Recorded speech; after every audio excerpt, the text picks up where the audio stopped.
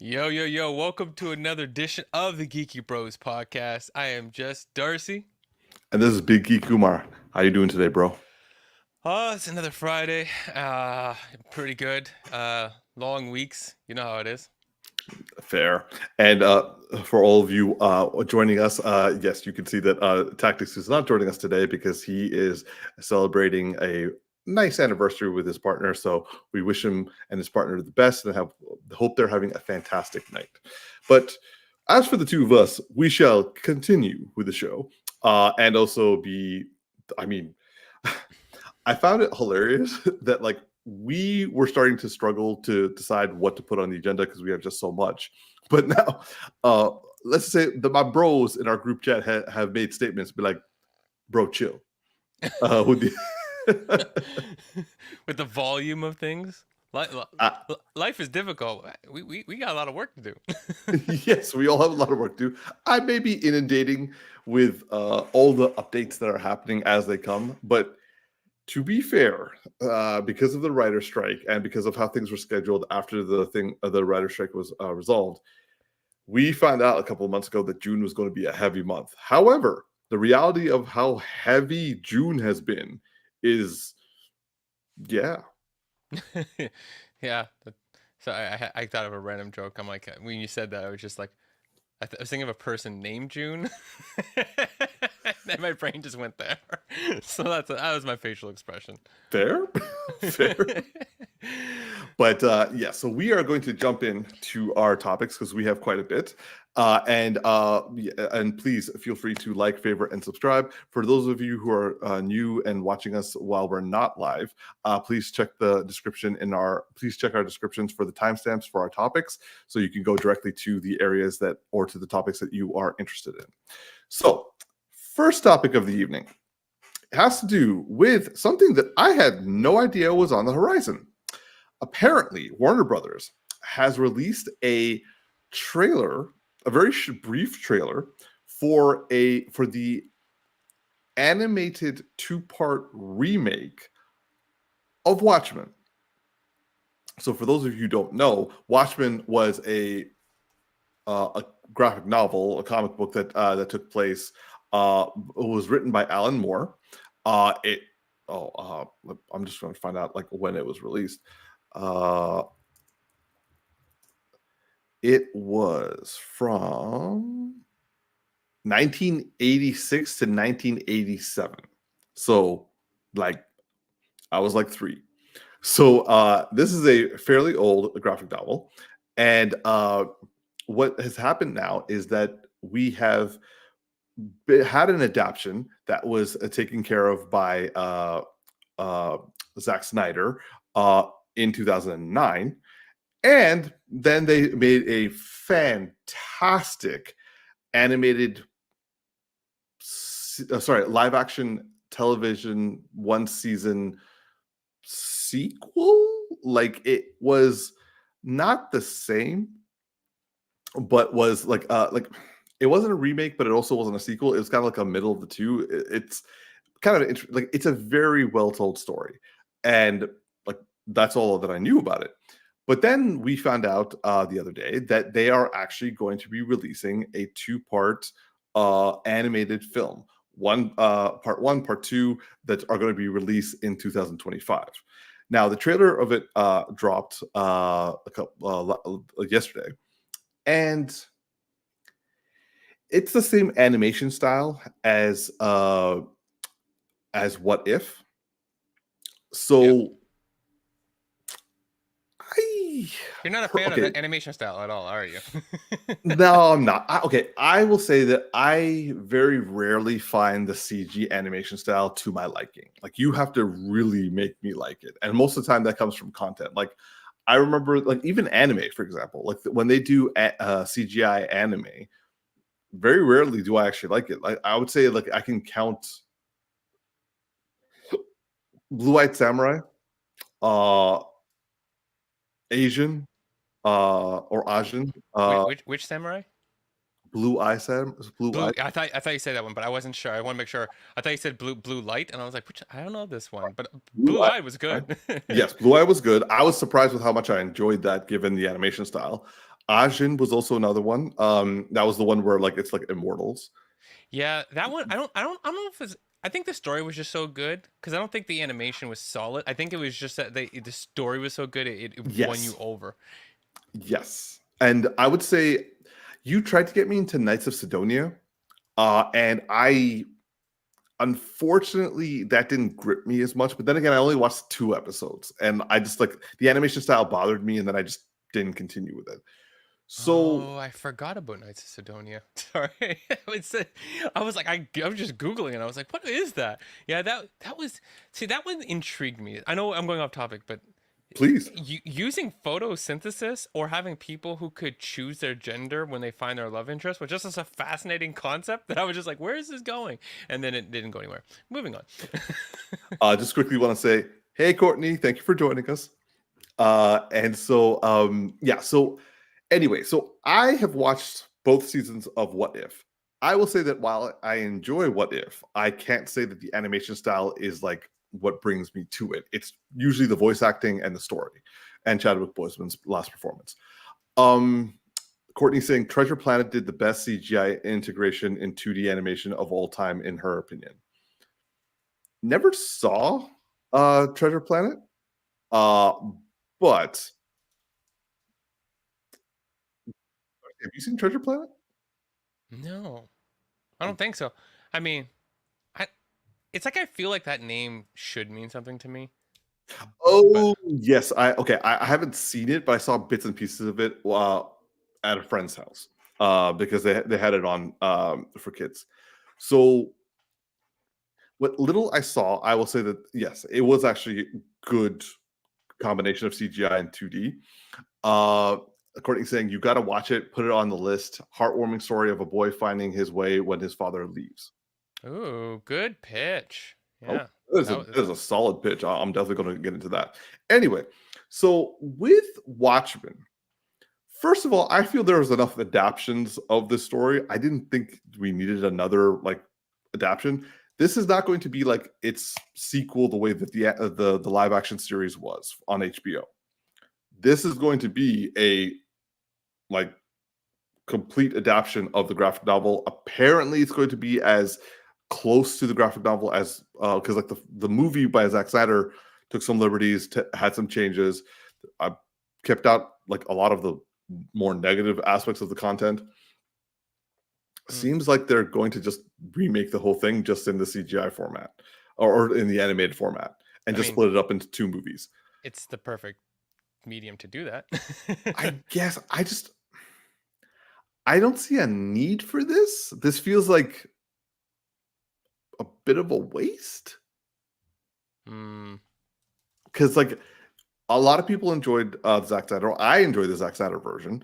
It wasn't like as great as I wanted it to be, but it wasn't like anywhere near as bad as it could have been. And back then, like we were like as we've talked about in the past, we were starved for good superhero content, and that was a solid one. Those days are a little different. Yeah, these days are a little different. I mean, so this one I just feel is kind of like shameless money grabbing that no one asked for. I mean, Again, that's happening these days. Yes. So I don't plan on watching it, but I want to know what you think, Darcy. Like, what was your impression when you watched the trailer? Well, I mean, part of me is like, I don't know why, but the other part of me is like, kind of intrigued at the same time because there's kind of like a level of, I mean, one, are they going to, they're going to do the like it's hard to do the novelization exactly right in terms of the way the story is going to be told. So is it going to improve from Zack Snyder's because it has that look of Zack Snyder's, which like we all know Zack Snyder visually knows what he's doing, okay? Sometimes way too long. Have you seen this like 1 minute water bottle scene in the what?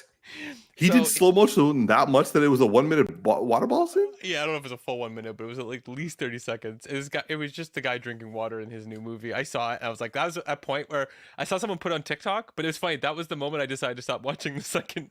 Because I was like, I'm so disinterested. Like, this is way too long to watch another man drink water.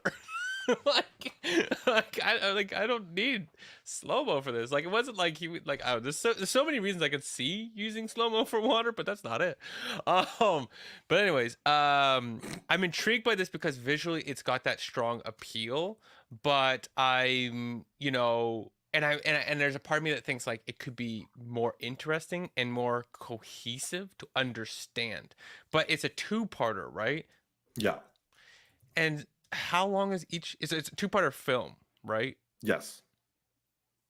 Did they say how long each film was going to be? No. Yeah, because like I could see this. I don't know how to put this. Being the better version of what I wanted Zack Snyder's film to be. Maybe. And that's the intriguing part to me, is like to get the same visuals, but to get a clear understanding. Because like I've watched Zack Snyder's film probably twice in my life. I still don't know what happened in that film. Like, it was heavy. I'm still trying to figure out what that story is. Yeah, I mean, I could see there being like some value in it, and I can't lie, like I'm kind of intrigued because there's moments in that I actually enjoyed in that in his. So yeah, I mean, I don't know. Does this visual like intrigue you or not? In the slightest. What's that? I don't need it. Like there are so many other stories you could adapt. You don't need. I mean, I guess I'm wondering if they're going to show me as much blue dick as they showed in the Zack Snyder's version. I mean, maybe that will be something for us to be like discussion as a discussion point. Was not expecting you to say that. I forgot about that. And 3, I just got through the second episode of Boys season 4 right now, and I got way too much of non-blue that. So that episode was heavy. Courtney's like sold. She wrote it twice. I think times. How many times is she gonna write sold? Either she's had like a slight keyboard issue, or she just really wanted to let us know that she likes the blue dick. Okay, well, okay. Moving on. Yeah. So yes, I will see what the reviews say for this. If people are like, oh my god, this is like the definitive version, this makes Zack Snyder's movie look dumb, I'll be like, okay, I'll give this a try. But other than that, nah, I'm good. Cool. You, Darce? Are you like actively going to check it out? Let me put it this way. If I happen to have the time, like as in feel like I need content in that moment, and I happen to remember that it's out when it's out, then there's a chance. That's kind of what I'm saying right now. Okay. It's like, I don't want to watch all the content that's happening right now. I don't want to try to keep up, but there are moments where I'm like, kind of need something right now, and then I don't want to watch One Piece, surprisingly, and then I'm like, let me throw something else on, right? Or I'm like working, coding, and I want to like watch something at the same time. So then I'm like, oh, I need something in English, because there's no way I'm gonna watch One Piece while coding. Because it's a full battle between am I coding or am I watching? Yeah. So. Okay. Moving on to our next topic. So this is going to be the two of us a little annoyed. Yeah. So it was announced yesterday that the live action movie for Blade, which has already had so they've casted Marsha Ali as Blade. This was back in 2019. Mm-hmm. They had a director. Director left. They had someone writing it. They got rid of that person. Then they got a new director. then they got two new writers at different times to write this thing. And as of yesterday, or day before, sorry, they lost the second director, Jan Damage, who did Lovecraft Country. That hurts me to hear that. Sorry. It just hurts because Lovecraft Country is good and a perfect, definite like tie into this. Yeah. So he's no longer going to be directing Blade, and also they're currently trying to find they have a screenwriter, but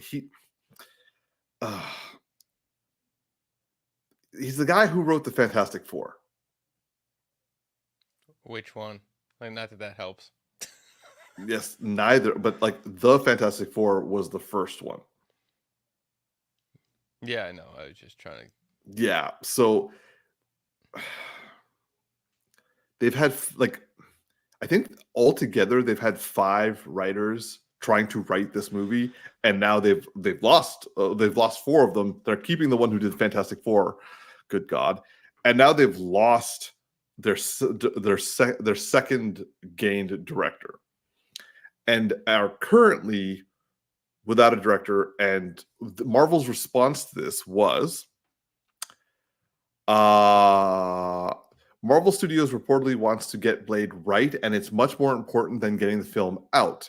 The pressure to produce as much content as possible has been lifted, which gives the team at Marvel Studios some breathing room. Marshala Ali's attorney replied to this new development, saying that the deal was in 2019, and they still haven't shot the movie, which is pretty much the craziest thing in my professional experience. Mm-hmm. So my main question to all of you, and also to you, Darcy, is how hard is it to write a Blade movie? Because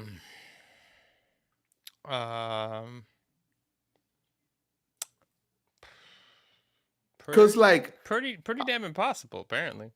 I thought this was literally the easiest thing for them to write. I mean, I don't want to ever be like, oh, things are easy, especially when you're trying to do it inside of a bigger universe. Fine. This is the more simpler of stories to get because they've already gotten it right before. Yeah, it's definitely frustrating. The only blade that's being used around here is to cut this film and all the people out of it. That's all I gotta say. Like cutting all the writers, cutting all the directors. Like apparently. Yeah, like this is just like my excitement and faith that this is gonna be any bit of a good film is pretty bad. Like I'm almost of the mindset that like it's gonna be right there with Morbius at this point. Oh my God. And you know the worst part is when Marshala Ali was cast, we were all on cloud 9. Yep. And what I remember when we brought up the fact that they had gotten rid of the old director and they got the new director who did Lovecraft Country, we all were like, okay, now, at least they're taking things seriously. But like, what's happening right now? And also, like, I'm gonna steal your line, Darcy, from earlier today. At the rate that they're going, he is going to age out of the role. Yeah. I'm sorry. I think Chris Terry nailed this one. Like any vampire, it seems like this movie will never see the light of day.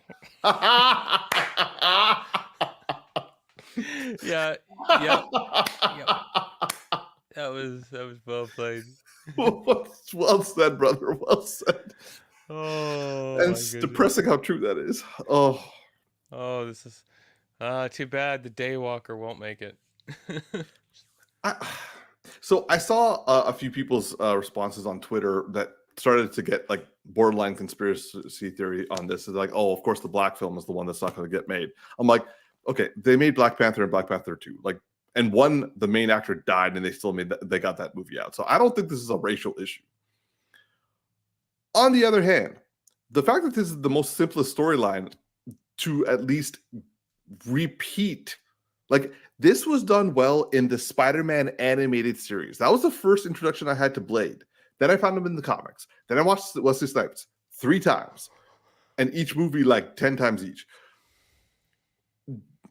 They have got, like, when in the era when superhero movies were not good, this was the one film that not only saved Marvel, but also redefined the whole genre.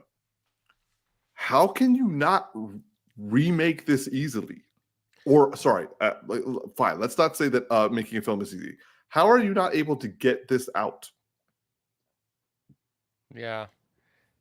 I mean, I won't put that the past will work here, because I definitely think that there's potentially a Feige problem happening as well, which is, how do you play this in? How do we bring the darkness in? And then I wouldn't be surprised. Not that I want to make this sound like it's a negative thing towards a person and a property that we absolutely love, but I think Deadpool is having an effect on this. And interesting. What I mean by that is Deadpool is right now kind of trying to save Marvel, in that it's trying to, 1, open up the rated R, but 2, it's destroying and going to probably have a real big impact from the multiverse, right? He can play with a lot and allow them to like correct some of their mistakes, kind of redcons and stuff. And so, is it redcon or retcon? I always never knew the answer to that. I say retcon. Retcon. I always thought it was red. I was like marking it off with a red marker in my brain. As I'm saying it out loud, I'm like, I don't think I ever said it out loud.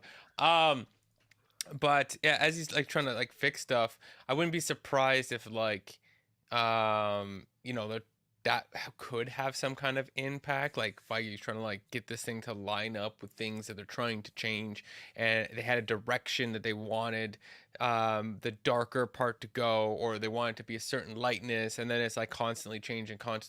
And Marvel, like Disney, focuses a lot on like what do audiences want, and too much to the point that stories get made based off of like what feels like a focus group and not a story, and then you end up with like a bubble gum wrapper trying to sell it to you like it's something else.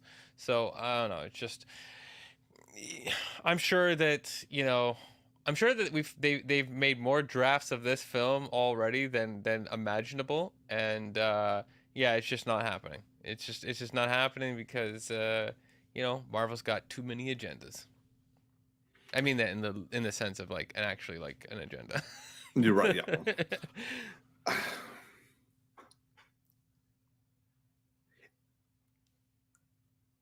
It's okay. It's maybe possible that they're like, this is the one movie that we got right before. We can't have another dud, because that will be like a final nail in the coffin.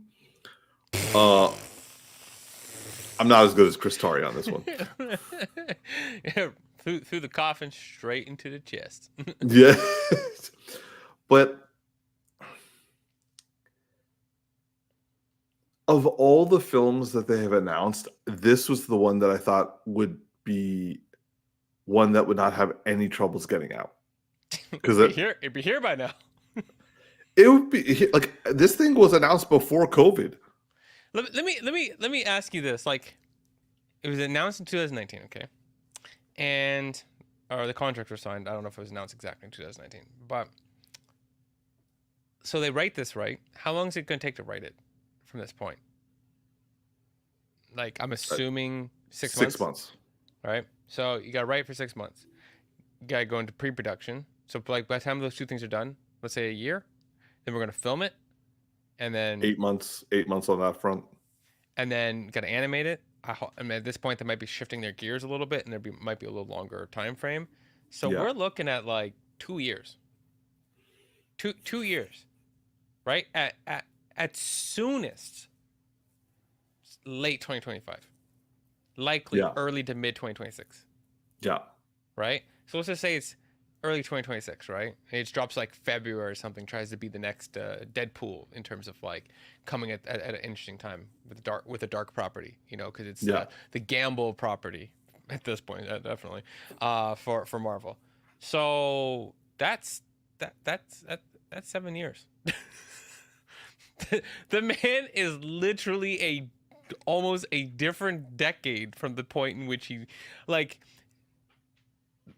you talk about not having a lot of time left in the character. Like, the man's physique is gonna be just like, not mean like he's not gonna be in good shape, but like his ability to withstand the stunt work and the martial arts is gonna be at a different caliber at that point of his life. Maybe he'll be better, good for him. Maybe, but I'm just saying that's a big difference. That is a huge difference. And like, so one of my friends brought up the fact when I was like complaining about this, and he was like, well, didn't Black Adam have a similar thing? I'm like, Black Adam, yes, like it was shelved for like 10 years. Yeah, but are we trying to make a comparison that we want to repeat? Well, because I think he was like more responding to what the Marshall Ali's rep said, saying that this is like completely on like the craziest thing in her professional opinion. I'm like, I think there've been crazier situations. I think their point was that there have been crazier things that have happened. I'm like, yeah, probably not like so close to each other. Like 5 writers come and gone. Well, sorry, 4 writers come and gone. 5th writer currently working. 2 directors come and gone. I have a saying for this. When people compare crazy things to other crazy things to make them seem better, try to talk about how it's relatively better. It's like saying or the same. Yeah, or whatnot. Try to make a bad thing look better than it is. That's like saying why don't you stab me with a 6-inch blade, pull it out 3, and tell me about how much you've done for me. You're still in there. like what are we talking about? Okay. Do you believe this movie is going to get canceled? Like outright canceled? Or yes. Okay. I at this point think that Mahershala Ali's not going to be the I think he's going to step away. I honestly think he's going to step away. I mean, like, how would you stay motivated unless you are super about this character, right? And like, unless he's Ryan Reynolds to Deadpool, he is to Blade, right? Emotionally, personally. If he ain't that, then like, he gonna be like, I had really good intentions, but I had plans, man. You don't know the plans I had. Yeah, exactly. But like you step away and be like, I get it. Like, because I know he was very excited to play this role, and we were all excited for him to play this role. But like, I really hope he's not like missing out on roles because he's waiting for this to start up. Because I remember they were saying that the reason why things needed to be reshot, get a new director, get like new writing was because the fights weren't that interesting. It came across more cheesy than like interesting and that sort of stuff. But I'm like, I don't think the guy who wrote Fantastic Four is the one who's going to make it less cheesy. Well, I mean, what they write and what gets directed and produced and all that stuff at the end of the day. And the editing process, fine. Okay. I don't know. You know what this makes you think of? Imagine you went to like you had like a job at like McDonald's growing up, right? And you're like trying to get the management position, and they're like, "Oh, you're not ready." And then you end up like, all right, kind of just like leaving or whatever. And then you go and you get a bunch of other jobs in life, and you work your way up, and you're like at a high level position. And then the guy comes back to you, is like, "Hey, that job's ready for you." Like, that's what this is starting to feel like. It's like, I'm good. Like I've done it already. Like I don't why would I come back? So yeah. Oh yeah. Okay. Well, anyway, we will keep you updated on the current. Well, would we call this a train wreck? Let me ask you a question. Do you think there's any chance that Michael B. Jordan could play Blade in the future? Yes, I do. Because I'm starting to feel like it's going that way. like that feels more likely at this point. You know what I'm saying? Or Jonathan Majors. Yeah. I mean, yes. I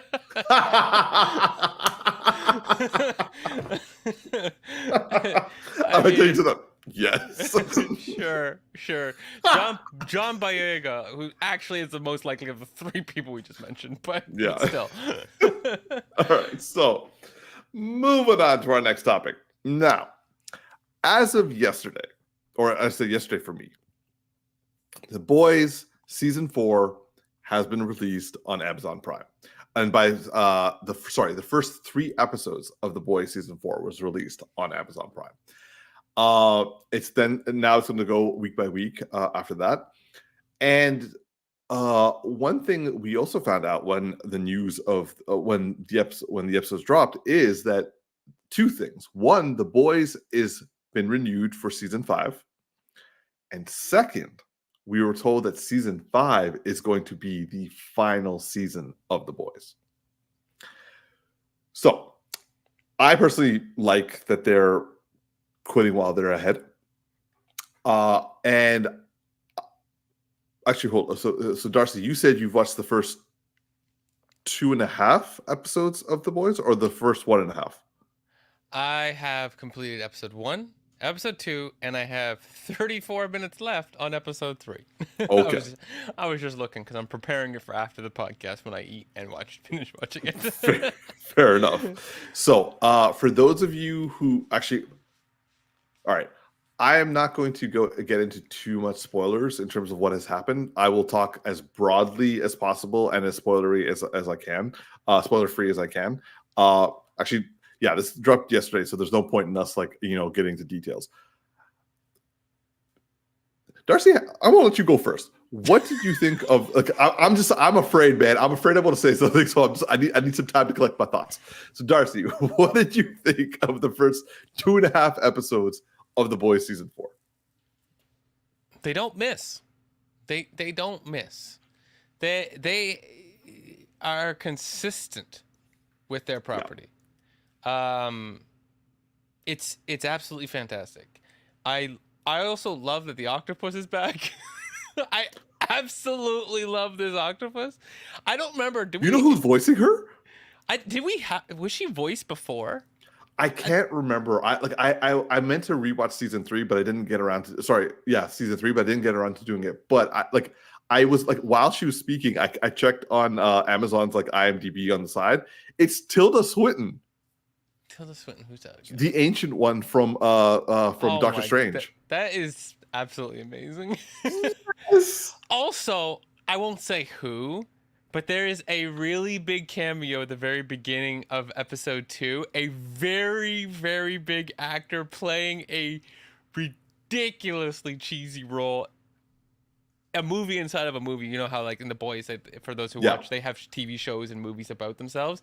So I'll spoil the concept of the movie because it's BS, but it's basically the white savior complex for A-Train, saving the black kid from the ghetto, even though his actual biography is that he's not from the ghetto. and they're just making up a ghetto story, it's so unbelievably racist, and they're just trying to convince him of how important it is. But the actor who shows up to be his savior coach, his actual coach was his black brother, and they have a white savior saving him. Couldn't be any more whitewashing it. But the actor is amazing. It's I was so blown away. I'm you have fun with your life, and you showed up to have fun. I'll put it like this. It's not this person, but this also would have been good.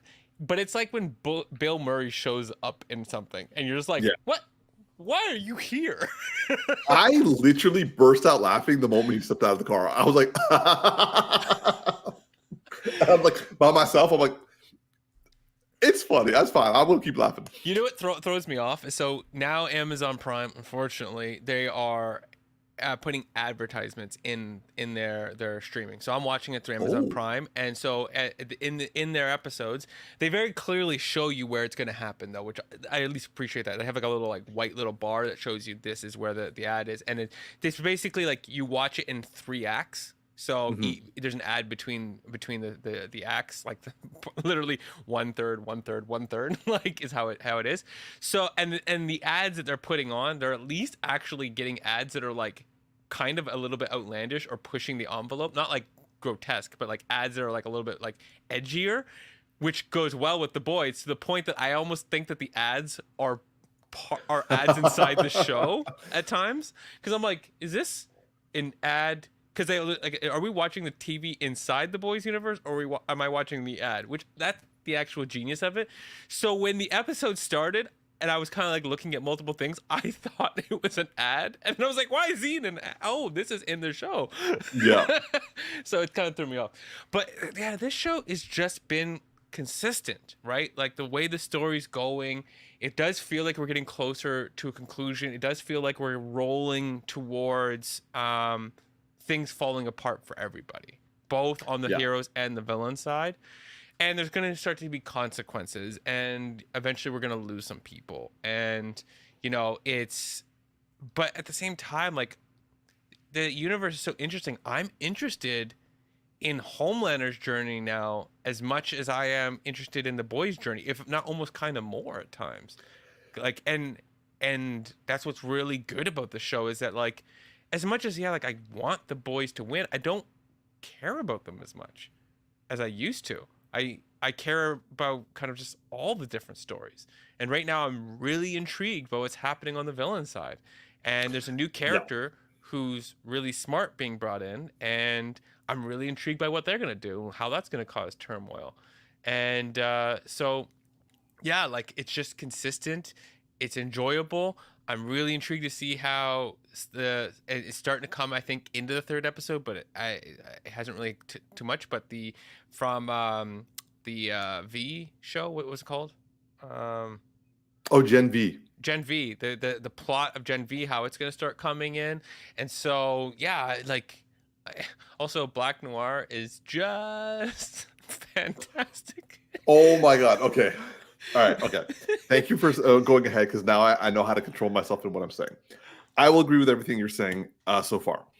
For me, it's interesting that this season does feel like the villains front and center, because I have an idea of what the season finale is going to be.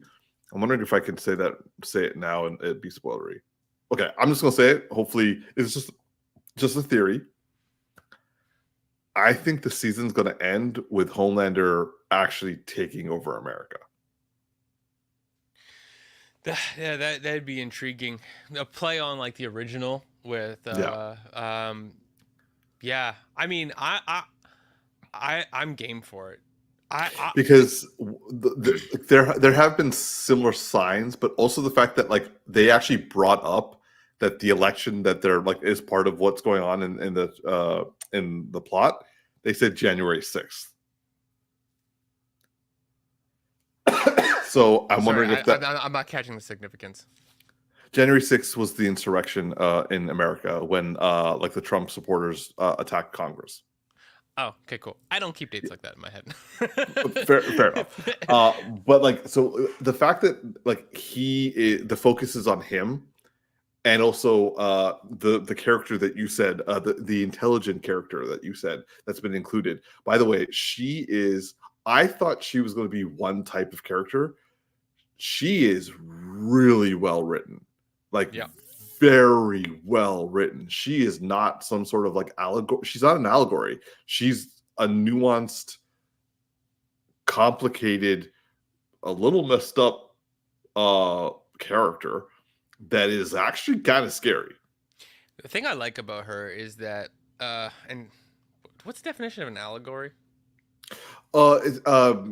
Okay, let me just get it like specifically, so I don't say what I think it is. So it's like a hidden, like something that's being interpreted, or something that's like a hidden meaning. Okay, not what I was thinking. So she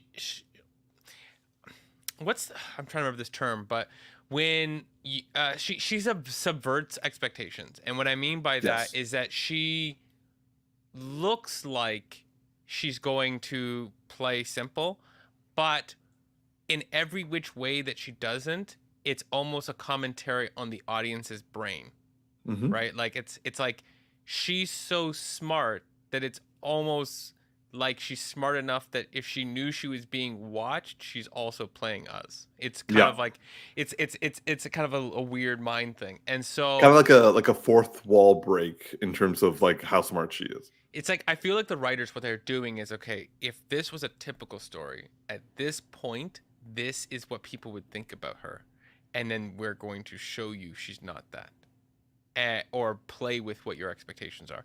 And so I just think that there's a really like smart interplay that's happening there.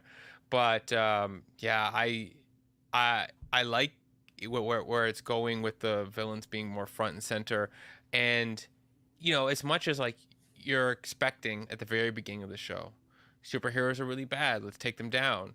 Then over time, the heroes have done so many things at this point that I'm like, how good are they? Yeah. And now I'm just kind of like, I I'm starting to feel like I could almost, this is gonna be weird, but I could almost resonate with Heath Ledger's Joker in The Dark Knight when Alfred is saying some men want to watch the world burn, and Gotcha. I almost kind of feel like watching this, I'm okay with watching it burn. Hmm. Like I see what you mean. I'm kind like it's kind of set up so much that I'm like, let's just see how far this can go. Is kind of where my brain is at when I watch this show, because I'm like, yeah, I've already seen enough. I'm desensitized by enough stuff. Let's just let this play through. Let's just see what happens if Homelander can do everything he thinks he can do. Like, I'm not Right. even afraid anymore. Like, I'm afraid every time he's in a room with anybody he can rip apart, which is everybody. But at the same time, I'm not gonna be that mad. Like, I definitely thought Ashley was not gonna make it out of the out of the boardroom. Oh my gosh, she's doing such a good job. That I actress love has, her. she like the fact that like when she's scared and fumbly, she plays it so well. So many nuances. Like I was just watching her drop this pen like 7 times, and I'm like, man, you're good, or you're actually scared, or you're actually extremely clumsy Yeah. human being, and you have to Yeah. work really hard not to drop things because you're doing this like in a way that like super believable. Yeah. I will say that, okay, so I just kind of like went through it in my mind after you said it. The boys, I would say I care about like I don't care about the Frenchie storyline very much. I don't Yeah. really care about Huey and Starlight either. At all. I don't care. I don't like Huey anymore. I don't really like Huey that much of the whole show. I just something about him is like I don't really like him that much. I'm like, he's fine, but I've never really cared about him. I've liked Huey. I really liked him in last season. This season just feels kind of like they are just trying to find something for him to do, which he's like, we know you're Superman, but you're contractually obligated to be here, so we'll work it out. yeah. Yeah. Plot armor. But I will say that I'm really liking MM in this. MM. Oh yeah, Mother's Milk. Mother's Milk, yeah. Yeah, I'm down with him. Like, man, that man also like that man got shredded. Yeah. You know who I like the most, both on and off screen, but the character I care about the most out of the boys, 10,000%. Number one, my absolute favorite character from the boys, is Kimiko. She's awesome. I love her, and if you've seen her outside of this, she's also equally as awesome. Like she's super like a bubbly person, and it's starting to come through in the character now. Yeah, she's the only character that I'm like, nothing bad should happen to her, but then everything bad happens to her and she comes back from it. So I'm kind of like, oh yeah, okay, I don't have to worry too much. I loved her Deadpool moment. Yeah. Oh yeah. So okay, That was I will so say good. Also, I just love how it's like, trust me, that was the worst trust fall ever known to man. That wasn't the person's fault at the end of the day. no, but at the same time, yeah. But it was just like, trust me. It's like, you should have just said, good luck. Good luck. Okay, so for season 4, from episodes 1 to 3, my initial reaction is I still love this series. As we said, I like the focus towards Homelander and his story arc. I also like the focus on Ryan and Butcher's story arc. And that's kind of like, I will say that I'm not loving it as much as previous seasons, but at the same time, like you're comparing like an 85 to a 95. Like you're not having a bad show. Nothing about this is bad. You're just like, this is where preferences start kicking in. I personally feel that this season has more fluff and it's less streamlined, but also I think that's because they're trying to like create something for a big finale. Interesting. I don't think I feel that way. And that's fair. That's fair. Like this is just me so far. Because I'm like kind of like what you're saying. I'm not as interested in the boy storyline as I used to be. Like Huey and Starlight, I don't care that much about. Frenchie and Kimiko, I'm more interested in what she's doing. I'm not really that interested in what he's doing. Butcher, I'm there. Homelander, Ryan, I'm there. I will say, and I can't believe I'm going to say this, I'm actually really liking A-Train in this season so far. Finally. I'm right? finally glad that I'm starting to enjoy him. Yes. So like the Deep he's just the Deep. I love the Deep. I love the Deep. He is the most ludicrous person. When he got his like he gave Ashley attitude, yeah. I was like, that was bad, but I loved it because it was like, finally you went from one type of pathetic to a better type of pathetic. I would almost say that he got more villainous in that moment. Like yeah. he became more of a villain as opposed to being a pathetic guy who just sucks. Yeah, like that's what I mean. Like he is a villain. Like all the heroes in this are villains. Like so, like the literal superheroes are the villains of the show. So at least now he's being a villain, right? I see what you're saying. He's finally stepped into the role he was meant to be in the whole time. Okay, now okay, yeah. So then, yes, I agree with that. I will say that while when it was a little jarring for me at first, I'm actually really enjoying Black Noir. Like the new Black Noir is like, I thought it was just a one-time gimmick, but this thing is like a consistent, like it almost feels like an inside joke with people who've watched the series. And I'm like, okay. He's so annoying. It's amazing.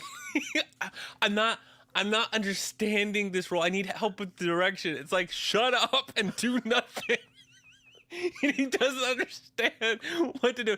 He lives in like a ninja assassin house, but for all I could tell, he's never knows karate. It's like it's just so. I'm like, did we ever see who's underneath that, or is it just like some random dude? I think it's just like a random. We saw him underneath. Like not the current one. We saw the old one. That's what I meant. The current, the guy who's replaced with. No, we haven't seen the current guy. I'm just like I need to see what he looks like at some point, and I'm just hoping it's like a crazy cameo. We're just not picking up on the voice, and then we see it, and we're like. Like he's in he showed up to play this. It's like not like this person, but it's like Daniel Craig comes out of nowhere. And I see what you're saying. I see what you're saying. You know what I mean? Like that would just be amazing. Or it's like I can't tell if your internet is gone or if it's mine. I'm just gonna start. Oh, there you are. We're back. Okay. Yeah. I probably me on the internet side. Hopefully. Yeah. I will. That's a perfect expression for you to your internet to pause. I do want to say one thing. There was a line in the second episode that was said by a new villain called Firecracker, and I found this line to be quite profound. if not like one of the most profound moments in the series. There, because like what they're really focusing on this season, which like I feel they're kind of like going a little too hard, but like at the same time, but like only because like there's so many real world applications that I know about it, so it's giving me a little bit of anxiety. But they are basically talking about the lack of purpose that the general populace of the world feels, and that's why the world has gotten into such intense divided portions, because people have this lack of purpose. And what the line was, and I'm going to quote this, and sorry for the spoilers, but it said, "Which would you rather believe, that you belong to a community of warriors battling a secret evil, or a lonely, inconsequential nobody who no one will ever remember?" That is why there is so much intense online, and like this is basically the thing that politicians and also superheroes, and also I'm talking about The Boys, I'm not talking about in real life right now. Politicians, The Boys, social media influencers, all of that, that's the aspect that they're grabbing hold to. And when I heard that line, I literally had to pause and be like, because that hit home for me of just how much like someone actually finally said it. Like you kind of have it in the background, but like someone actually finally said it, and it's like, yeah, that sucks that there are that many people who have that lack of purpose, that people can manipulate them to that extent. Yeah, well, I mean, we can get really political in this, but we don't need to. Yeah, we don't do. Yeah, but there's definitely a large group, and that it resonates with. And if you don't understand those people and only vilify those people, then you end up making more of them like a martyr of purpose. Yeah, absolutely. So yeah, like I will say that like the show is not less than it's been. I would say more. The show is getting ready for its end game. Yeah, and it's gonna be. That means, yeah, like but you can see that they're like branching out to create new storylines that are not necessarily going to end, that could potentially end at the season, or can carry on until later. Yeah, I could see them.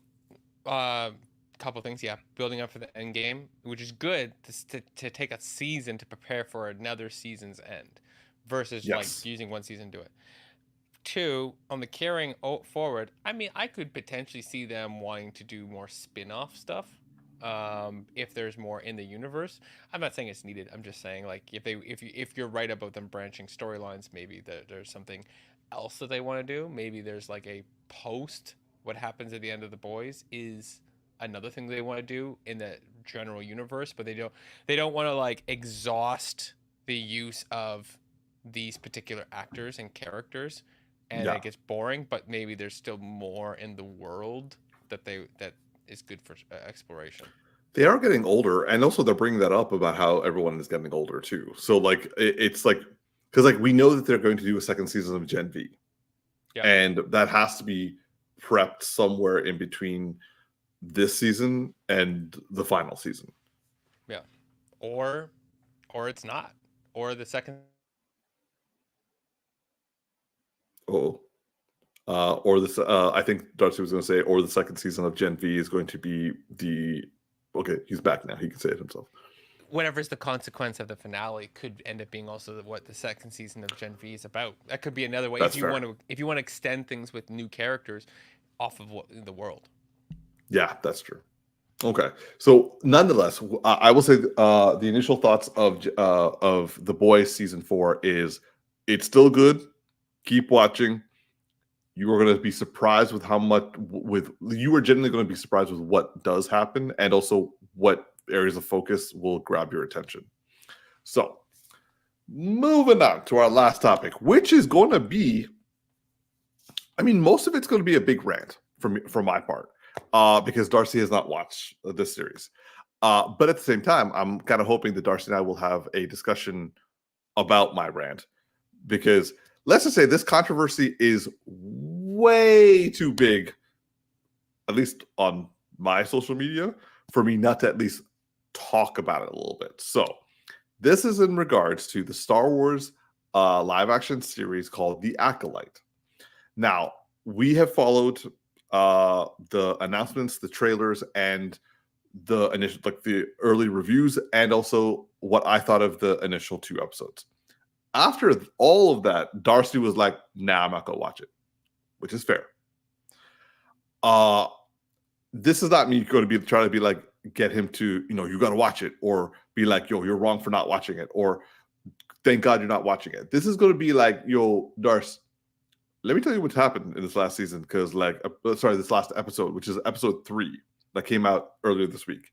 Because let's just say that the internet has reacted. Yeah, and I we have seen are. some of that. You have? I've seen some of the reactions. Okay, so let's just like Star Wars fandom in the last, let's say, 10 years, not exactly getting a great reputation in terms of how they treat people, actors, and also how they react to things. They are, I would say, even the fandom has started to gain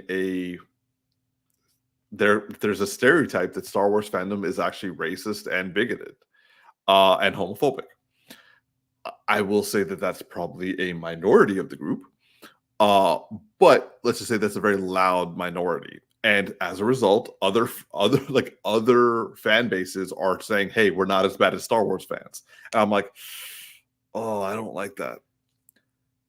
Unfortunately, the Acolyte did not bring us all together that a lot of people were hoping.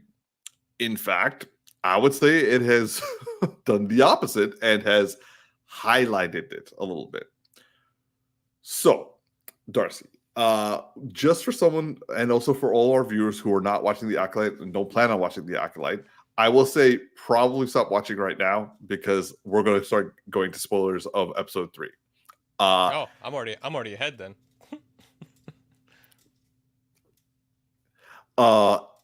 Episode 3 has been labeled by a lot of people online as the episode that killed Star Wars, or was the final nail in the coffin of Star Wars, or is the proof that Disney ruins everything. Like, this is literally things that I've heard repeatedly on TikTok, on Twitter, on YouTube, on like articles upon articles. So, ooh, that's a nice image. And I should say that a lot of reviews had been given the ability to watch the first 4 episodes. So I had been hearing, as I watched the first 2 episodes, that this show is another example of woke agenda being shoved down our throats. I watched the first 2 episodes. I'm like, I don't see a woke agenda. Like, yes, there are international, interracial actors, but that's literally the only agenda I see, is the fact that they have like mixture of all ethnic groups. Turns out I just hadn't gotten to episode 3. So, just for a very brief context, we find out that the main 2 characters in this in the Acolyte series, which is May and Asha, who are twins, played by the same actor who was Rue from Hunger Games. She came from another coven of witches. Now, witches are not uncommon in Star Wars, as the Witches of Dathomir and the Night Sisters. All kind of like derivations of each other, but they all, unless I'm mistaken, have some elements of using the dark side, whether extreme amounts or low amounts, or using the Force, extreme amounts or low amounts. Nonetheless, we get a new coven of witches in episode 3, which is basically the where the 2 main characters are from. These witches, apparently, people have had a problem with the fact that they are a lesbian group, even though I think they only showed a mild inference that only 2 of them are or had been in a relationship, but not the others. Like, we saw Themyscira in Wonder Woman. I didn't think that there was a strong, obviously they clearly had to be lesbians, because like, who else were they going to fraternize with? Or the fact that they just be bisexuals, and who knows. But like, we have seen all female groups before, including in Star Wars, and I didn't recall having a strong feeling that it was such a negative thing. Turns out it was just the bigoted portion, and that wasn't a big thing. The big thing are as thus. This episode, character assassinated the Jedis. Basically made them out to be not so good and potentially like not villainous, but definitely having not a very virtuous treatment of children who are who have the Force. They also this episode also, because the witches have their own way of using the Force, it redefines what the Force is. While I found, well, I'll get to that later. So this episode vilifies the Jedi, or character assassinates them, redefines what the Force is or how it's used, and the witches don't make sense because what they have done in this one episode negates how special Anakin was as the chosen one. So this is all stuff I heard before watching the episode. I then watched the episode and I was like, okay, trying to keep an open mind. I'm like, okay, let's see what's going on. Y'all be freaking the fuck out for nothing. In my opinion, I should say, because again, we have seen witches before, the witches of Dathomir and like the Night Sisters. As far as I heard, everyone was cool with them. Secondly, they were practicing the Force in a somewhat dark side of the Force way. I mean, in a universe or galaxy, it doesn't surprise me that other people would think of the Force differently than the Jedi and the Sith. I think that was also talked about in the books. I think there were like actually 3 other sects during the High Republic all fighting each other with the Jedi and the Sith. So why is this such a destruction of Star Wars? The vilifying of the Jedi, I think, is an interesting point. I don't fully agree with it. I would say that it shows that the Jedi there's actually nuance there. Because the main focus is they're making it seem like Jedi go out there and steal children. The episode didn't say that they were stealing children. They were legally taking advantage. Sorry, so the Jedi have a legal doctrine saying that they are allowed to go out, find Force-sensitive children, and test them to see if they want to be offered to come to become trained as a Jedi. This was done with this coven with May and Asha. That's what the whole flashback is about. And people are really upset about the fact that the Jedi pushed to test these children as opposed to just being like, okay, cool, you don't want them to be tested, we'll leave. I feel having a certain element of saying that, yeah, the Jedis are inherently good people, but that doesn't mean good people can't do bad practices or potentially gray areas in terms of like legal practices. And finally, I don't see May and Asha to be a detraction of what Anakin was, or like Rey and Ben Solo in like the later movies trilogy. I actually see them to be a experiment that possibly went right or possibly went very wrong, and ultimately resulted in all of like the entire coven being killed, which is what happened at the end of the episode and is what was said in the first episode. So I am a little surprised with the severe reaction. I don't know whether it's right for me to be this, like, should I have been prepared for this already? But I expected this to be some sort of like intensely specific lesbian agenda that was being forced onto Star Wars fans and saying that this is the better way, and actually these witches are actually true Jedi while the Jedi are just fake Jedi. Like, I thought that, like, when I heard all this talk, I assumed that that is what was going to happen in this episode. Instead, all I found was they found a coven of witches that kind of use the dark side, but are still not as like evil as the Sith or anywhere near as evil as the Sith, that may have experimented with trying to do immaculate conception, and it might have worked. Like, all of these are just inferences. Also, the entire episode very clearly lays out that there are two other perspectives of everything that happened, because we saw it from one of the twins' perspective. We still need to see it from the other twins' perspective, and we also need to see it from the Jedi's perspective. So it's an incomplete, unreliable narration of what happened. So I don't see how this particular episode is the final nail in the coffin of Star Wars, when we had the sequel trilogies that were, well, at least the Rise of Skywalker, significantly worse and dumb. Like, we had a line saying somehow Palpatine returned. That still hasn't been explained. Just saying. So that's my rant. I've ranted. I've gotten it all out of me. I've put it out there on the YouTube. Who knows if our comment section is going to be littered with people calling me stupid? Okay. I'll just Darcy's like, I didn't watch it. Yeah, Darcy's like, I didn't watch it. I'm ducking. Yeah. I'm trying to avoid the comments. I'm just going to say what we said when we did our review of The Woman King. Not that I'm saying that this episode is anywhere near as good as The Woman King. I'll be like, y'all need to chill.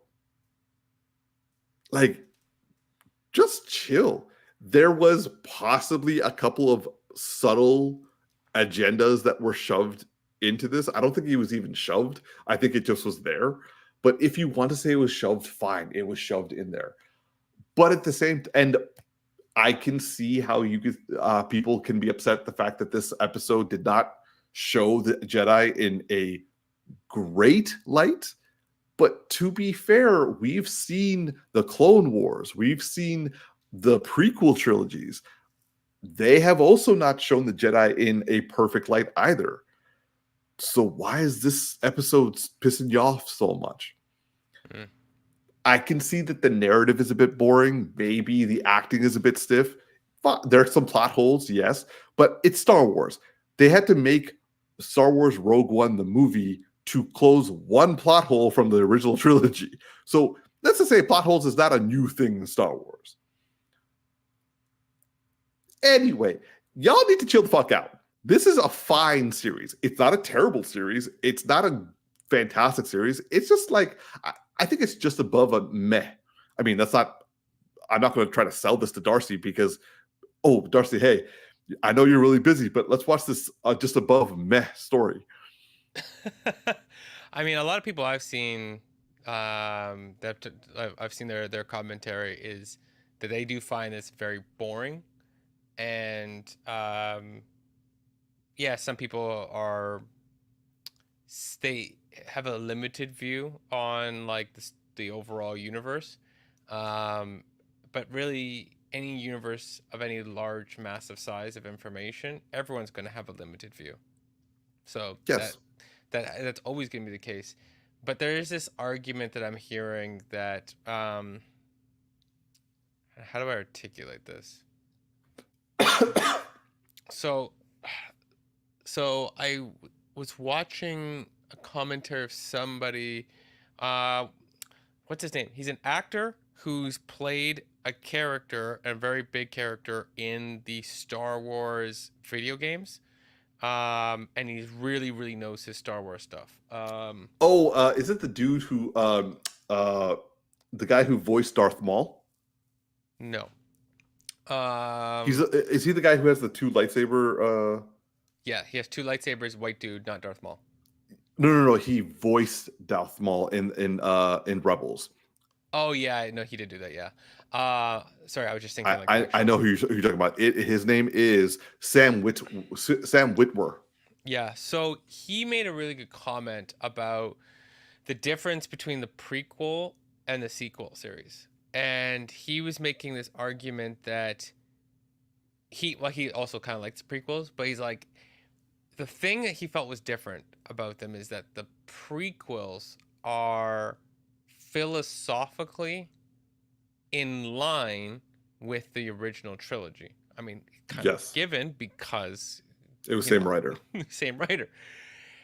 And he's like, I'd rather have something that's philosophically in line, and I forget what the rest of his example was, but other parts of it are off, right? Like the heart and soul of what the story is in line with the core of the content, whereas as Disney's taken over, they have lost that heart and soul, and they may have more things that are, yes, these things kind of are technically correct or visually correct, but they don't have the philosophy of what this is actually about, right? Like, Okay.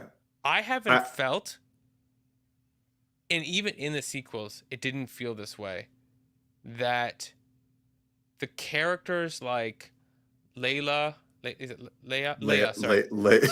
Sorry. No. I follow like a female business entrepreneur named Layla, and so Gotcha. like it's really hard for me not to say her name now.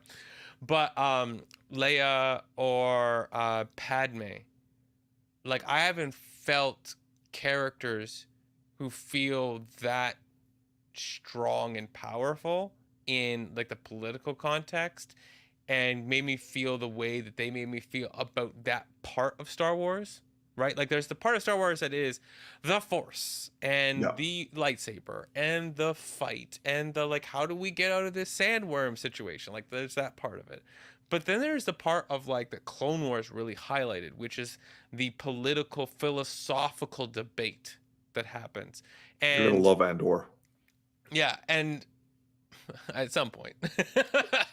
I'm just saying that literally is all of what Andor is. Yeah. And like I've said, we figured out the last podcast, the one before, I don't want to invest because the rest of it philosophically feels off. Right? And I haven't watched this, but I just look at it and go, it feels not philosophically correctly aligned for some reason. You're talking about Andor? No, the Acolyte. The Acolyte. Okay, I'm with you now. I'm with you. It when I look at it, it for something on it feels like it's more surface. It's just more of what Disney's doing, which is the difference between Disney 3D animation of the last, like, say, 15 years and Pixar. Pixar will give you this deeply nuanced, internalized story about something that we will debate about. Like, let's say the better of Pixar, because Disney started to have some negative effects on some of their material over the last, like, let's say 6 years.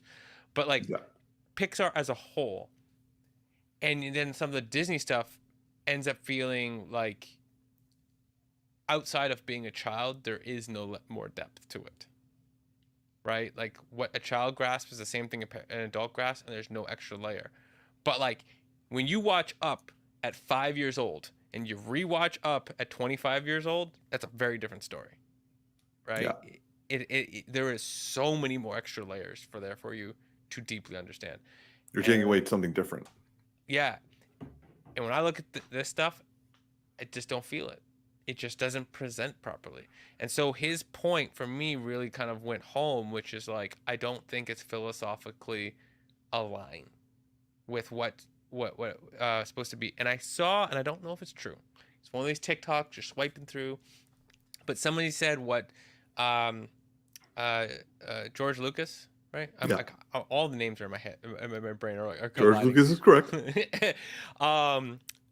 What his sequel trilogy was actually going to be, and it was going to end up with Leia being proven to be the actual chosen one in the end. And that like Luke would have had a much better story. He would have been actually building a school and doing a few things differently. And Darth Maul was going to be the main antagonist throughout the series.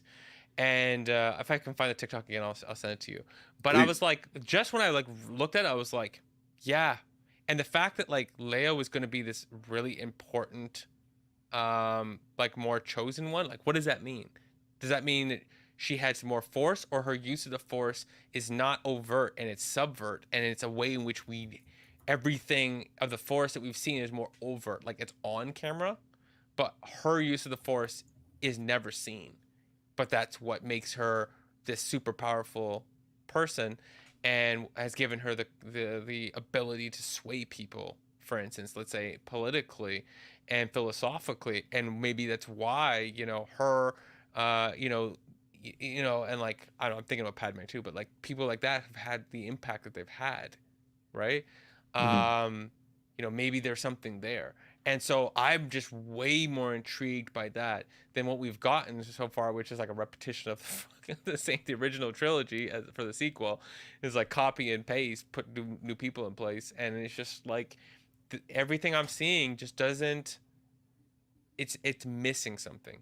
Yes, it might technically can check off lists, and technically, yes, there's been versions of you know, was it Immaculate Conception hinted at before in Mhm. Star Wars, and so some people are like, "Oh Yeah. my gosh, this is impossible," and I saw King Lion say like, "No, this is they've done this before, they've hinted at this before, like literally, that's what like Anakin was Yeah. apparently." All right, so it's like, okay, so what are you talking about, right? But Yeah. it still feels philosophically off for me, and it's like why I'm so checked out, and why I'm like, why would I want to invest in Andor, which actually looks like a good show, when I feel like I'm just gonna watch that one and just like, and then want to watch more and know it's not worth my time. Like I might still watch it, but I'm just saying that's what's like holding me back. So, okay, in terms of the philosophical aspect, I'll say so Disney took over Lucasfilms in 2012. Now, their animated stuff or like their Disney Plus stuff, like Clone Wars had started before that, but Rebels was after it, and Rebels was like Rebels did replicate the philosophy. And also when they did a sequel, like more seasons of the Clone Wars after that, they also kept that going. I have a funny thought where you're going with this. Disney and Sony have the same problem. If it's live action, they gonna screw it up. But if it's animated, they gonna be on point. It's like they don't care enough about the animated stuff, so they're just like, yeah. That sounds good. That sounds good. No one's gonna watch it anyways. And then it's like it's the best thing, and everyone's like, oh, this is exactly what I want. They're like, no, we got something better for you over here. And then you're like, the hell is this?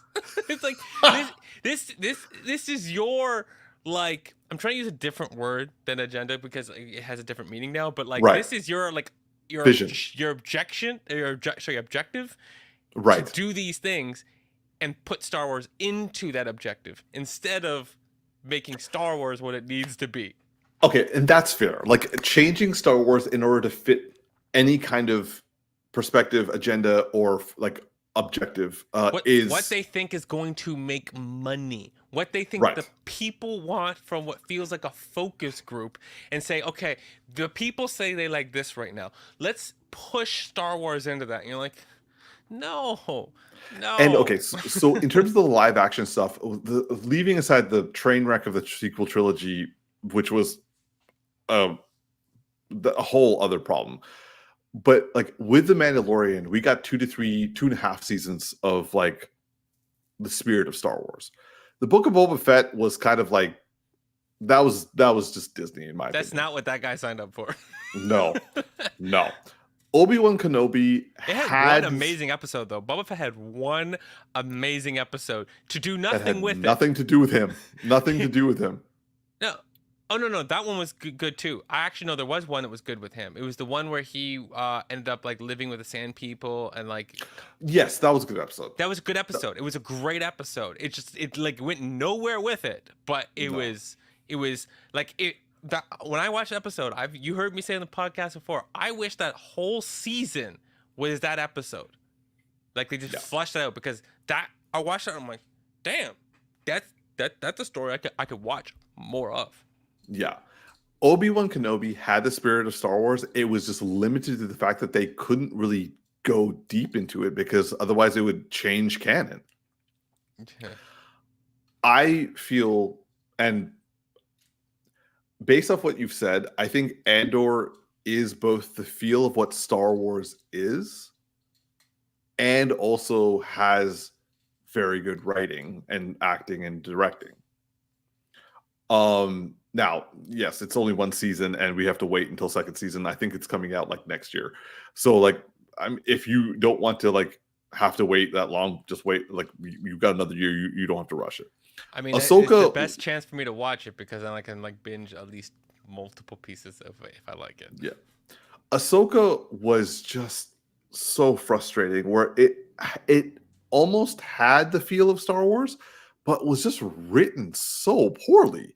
Like there were like gaping like holes instead of like just plot holes. It's just like large brackets of fabric of where something should have woven in. This series is okay. I will say that this series had a inherent difference from all the other properties. It was meant to be a completely different story. It was not meant to have the same philosophical aspect because it's meant to be more of what the books were like. The books that were decanonized for some apparent reason that made no sense. This is more in line with the books. This is more in line with that era, which was different from what Star Wars was like because all it's ever been focused is the Skywalker saga. So I would say that I probably have a more latitude mindset towards the philosophy of this series because the whole point is to do its own thing. Everything else that I've listed is meant to be in line with what the philosophical framework of what George Lucas put out, while also modernizing it, updating it, and also potentially making the writing and acting better. Like, say what you want about like the philosophy and the narrative. No, just say the philosophy and spirit of the prequel trilogy. It was still horribly acted and horribly written and like atrociously directed, and has the most amount of overuse of CGI I've ever seen. But it had a spirit, and that spirit kept it going. That spirit was debatable in all the other properties I brought up because they were in of the same time frame. This series literally is completely different from that, and the whole point is to be completely different from that. So for those individuals who are feeling that this is a massive takeaway from the Star Wars spirit and philosophy, this is just proof that you shouldn't watch the show because it's not going to give you what you want. Mm-hmm. Yeah. I don't think Star Wars is going to give you what you want right now. Actually, that is probably facts. Yeah, honestly, we just need to cut the leadership, put Filoni at the top, have him work with the people like Favreau, right? I think Filoni should be at the top. And I think that he would know that he needs multiple other good people working with them, like Favreau. I mean, like we could have Favreau at the top, but I feel like Favreau's a man who's gonna have multiple things in his life. Mm-hmm. You know what I mean? And Filoni is a die-hard Star Wars dedicated man. So, you know, he's at the top, or he's like he's the Kevin Feige, or like the one in charge. Yes, or he's like James Gunn, where he has a co-pilot working with him. He's the creative, and there's another person who's the business. You know, if you need something like that. Like, I'm not saying it has to be literally co-CEOs, all that stuff, but just more to the point of like, if nothing else, he's the head of all the things creative, and there's one person above him, like Favreau, who's just doing the business part. If you know, it's not the right role for Filoni, just because who we have in charge with Kate, whatever her name is, Kathleen Kennedy. Yeah, she ain't doing it. Okay.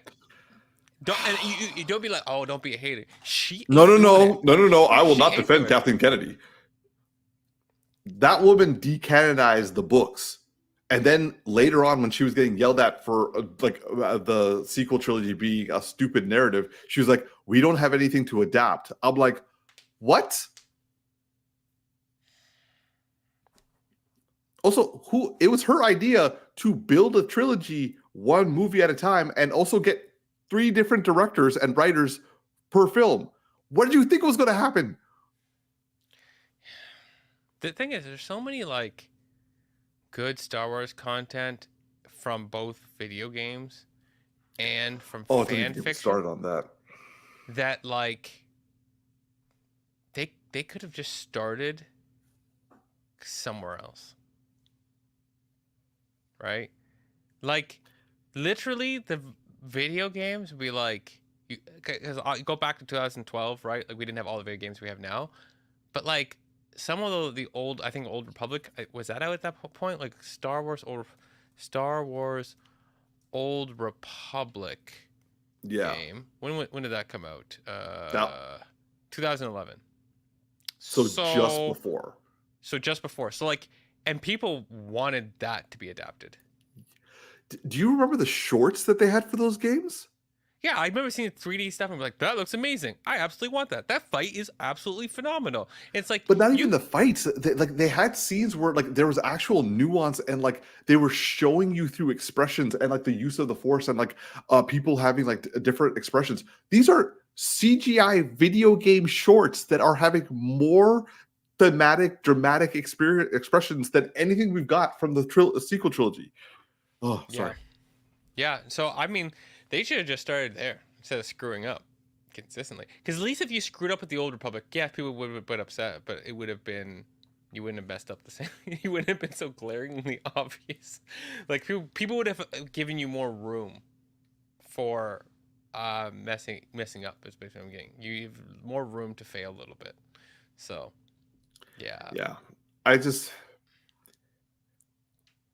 Again, like going back to the Acolyte episode 3,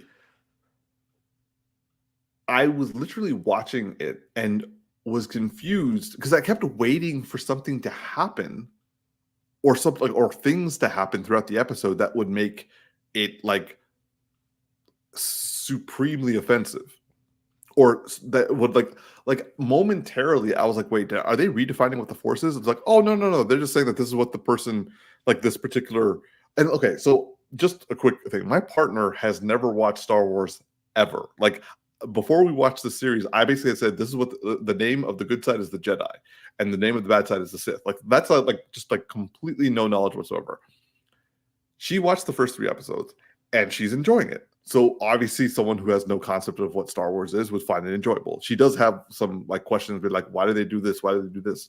And those are just poor writing decisions. Fair enough. She also found some of the acting to be stiff. Fair enough as well. And I would agree. But she actually liked that. Like she said a very interesting thing, which I hadn't thought about. She said the Jedi in episode 3, in their treatment of children who are Force sensitive, she said they were behaving like people who won a war and were therefore their practices were now considered legal over everybody else's. And that's actually what happened. Sorry, episode 3. Are you talking about Acolyte specifically? Of the Acolyte, yes. Okay, yeah, okay, yeah. And her like opinion of the Jedi, like she was just saying this about their behavior in that specific episode. Yeah. Now, this is what people are saying. Like there was a character assassination of the Jedi.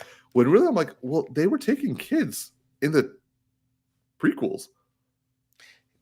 The thing is that the prequels were trying to do it, but I don't think that they fully landed it. Which was, the Jedi aren't exactly right. No, they're not. Yeah, and so, yeah, like I like that that's coming through. Just looks like a boring show. And ultimately, that's the problem. Like, if you are a Star Wars fan, whether you're like really into it or not really into it, like you have seen more dynamic stuff. Again, this is episode 3, so we haven't watched the full series. So yes, like we're probably going to see things that get better. But at the same time, there's people who have the 3 episode rule, and some people just don't want to wait 8 episodes before they actually like a show or not. So fine.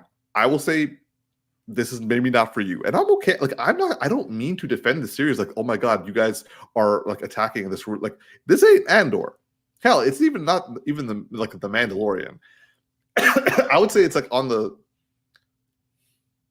I would say it's on the same level as like Obi-Wan, maybe a little bit less. Because Obi-Wan there at times like didn't make sense. Like that 10-year-old who looked like a 6-year-old should not have outrun 3 grown-ass men in an open like field.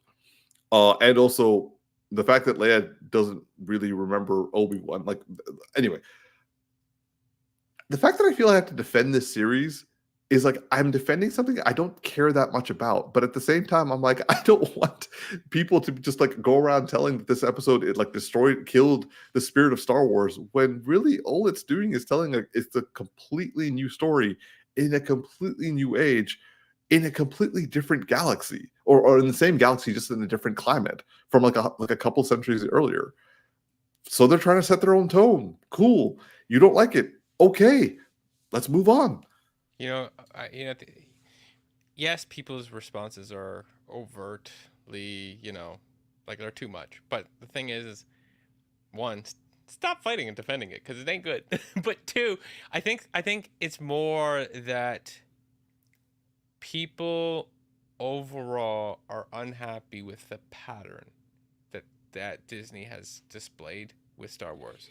And if people are unhappy, then like a person in a relationship who's looking for the next reason to blame for the last set of things, like, oh, see, this is another example of how you don't do da da da da da da, right? At this point, I think people are just like, they feel that way with Disney, right? And some people are on one extreme or the other extreme of the bell curve, but in that general middle of the bell curve, I think the majority of people are just like displeased with the pattern that Disney has displayed with Star Wars and Marvel. I would say like the combination of the MCU and Star Wars, because the thing is there have been hits and also there have been like pleasant. Like, I think Disney Plus caused a lot more problems than Disney was prepared to accept, because the movies for MCU were generally like good, but like with the TV series as being just so many of them, and then with Star Wars being like one hit, one not, one hit, one not, one hit, one not. Umar, okay. We're gonna go for 1 second, okay? We're gonna run over for 1 second, okay? I have how many since Endgame films has come out, do you think? For MCU? MCU. How many movies to theaters? I'm gonna say 8. 8, okay. I don't know. I'm guessing. Let's run up to 10 for easy math, okay? Okay. Because I'm gonna do some math, okay? And then how long has Disney Plus been on since it's been on since Endgame? When did Endgame come out? No. It's been on since like COVID. So like 2020. So like 4 years? Okay, so 4 years. Okay, so we're gonna do this real fast. I'm gonna do some quick math. Just give me 2 seconds, okay? Give me 2 seconds. All right. So, if I pay $12 a month for Disney Plus for 4 years, right? At 12 months a year. I forgot a number. How much did you say you're paying for Disney Plus? Let's just say it's $12 a month. I think that's what I can't remember. I think it started at 8, but like let's say 12. Yeah. Okay. Well, we'll do easy math. We'll call it 10. Okay. We'll go say $10 for Disney Plus for 4 years at 12 months. Okay. And then we have 10 movies at about $24 a ticket. Okay. Let's say $20. Okay. We'll do it for easy math. Okay.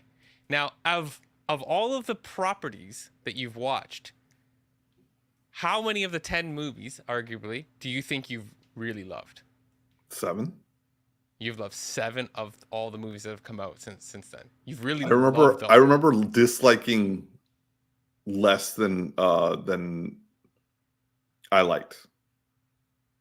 Okay. So like, okay, let's say 6. Let's say 6.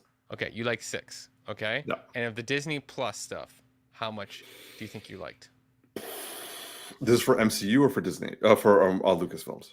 All of it, just all of it under Disney. Let's say half. Okay. So overall, you've arguably spent almost $700, $680, and you've maybe have only enjoyed about half of what you spent. Yeah, a little over half of what I spent. Yeah. Right? So does it feel good to have spent like $300 of wasted money? Exactly. Yeah. Now, if you are a person who liked even less than that. Yes, so that is an element. So let's say hypothetically I am the extreme negative toxic fan base of Not Star even the Wars. extreme and negative, just like it's just like your expectations are different, right? And you don't have as much depth in lore to like compare a bunch of things, you know? So I've spent $700 on 10 films I've hated, or like let's say like 8 films I've hated and 9 shows I couldn't stand. Yeah, right. Like it's just when you think of it like that, it's like why are we doing this? Why do I keep going to these films? Plus, like I didn't even take into account popcorn and all that kind of business. You know what I'm saying? Like, you know what I'm saying? So like it gets to a point where you're like you just get really displeased because you have this consistent pattern and they keep asking for your money. But okay, so then my point is stop watching. Yeah, I have. Like exactly. Like, and that's why, like, again, I was never pushing this on you guys. Or the reason I'm pushing it on you is like I genuinely think that you will like it. And also I think it is the best that Star Wars has to offer of recent years. Again, I gave you multiple caveats of like why I felt that. Andor specifically. I'm like you like Acolyte's Andor. Best thing to offer. Andor. Fuck the Acolyte. Andor. That's how everybody else is saying right now. Look, you joined the majority. You're good. So yeah. Okay. That is okay. While that number can go up and down, I will say that is a good way of explaining why people be pissed. Yeah, like just the average person would be like, I'm just like, it's like, and on top of that, it's like if you look back at Star Wars, like you're just pleased with it because you also want it to be good because there's a lot more they could do with it. And I've been displeased with Star Wars since 1999. Yeah, and I think honestly we're just also upset with like Hollywood as a whole, right? And these guys are dominating it; they're owning it right now. So it's just unfortunate. So yeah, and this is why I'm fine with Disney having Marvel and Fox so that we can get like the X-Men back. We didn't need Lucasfilms to go into that. Like personally, I felt that this was too much of a monopoly, but whatever. Here we are, and we gotta live with it. Yeah, well, or stop buying it, or that, and wait for Apple to buy it. Wait from them and do better work. Hey, Apple's having a good run with all their Apple's content. Killing it right now. Killing it. Yeah, because I don't think that I just think that they're just signing deals and letting people like they're like. Have somebody in charge of like, is it good? All right, then buy it. Right, like put the license on that. I will also say they probably have like people who actually can gauge quality well. Yeah, they generally do. But here's the thing. Here's where Apple has power where Netflix doesn't have power. Okay. Apple isn't trying to win on subscriptions. Netflix's model, like Facebook, like a lot of things that are involved with growing to masses, has the problem that at some point you hit critical mass and you can't get more money, but you get more cost. What is Apple's model? They sell hardware. All the Apple TV is about is to get you to buy more Apple products. Right. Oh, well, you have a phone. Why don't you get an Apple TV for that? Oh, cool. Well, you can also watch that on your phone. But hey, your kid also loves watching Apple TV. Why don't you grab an iPad while you're there? Oh, you got another kid. Why don't you get another iPad? Like they are gonna make more money. It's just a means to keep you in there, right? So, like, in other words, they can lose money on it. Netflix can't lose money on their core business. Same with Disney. Like Disney does have a lot of other products, but they've invested so much into Disney Plus stuff and they're throwing it all away. in a way that it's not giving them more money. They're just keeping the same status quo. Yeah. And Apple will get to a point where it's like, okay, the cost of investing in content is at a certain point. Let's just bring other people in. As long as they're still in our network and they're buying our devices, we're good. Like that's how they're gonna think about it. So they have the ability to like stay good for longer because it's not their end game. Their end game is to get you to buy the device that you watch it on. So it's a completely different thing, which is why in the long run they can outstand them. Right, which I think is probably going to happen. Oh yeah, Netflix is I think they're gonna crash in a few years. Yeah, me too. So, all right, I'm gonna volley it back to you to our closing remarks. Well, this is another edition of Geeky Bros Podcast. I thank you guys for enjoying or staying with our rants to the very end, and our random debates, and me going into the philosophy or money part of the conversation. But yeah, thank you guys. If you enjoy this podcast, like, subscribe, comment, all of that good stuff. You can check us on YouTube. You can check us on Spotify. You can check us on wherever you else get podcasts. And that's it for me. I'm just Darcy. And this is Big Geek Umar. Thank you all for watching, and feel free to comment your thoughts on our Star Wars debate and also any other topics that we have. Again, check out the descriptions for our tags, and live long and prosper, y'all. Because what I said before didn't make sense. Live, lock, and prosper. Let's go. Live, lock, and prosper.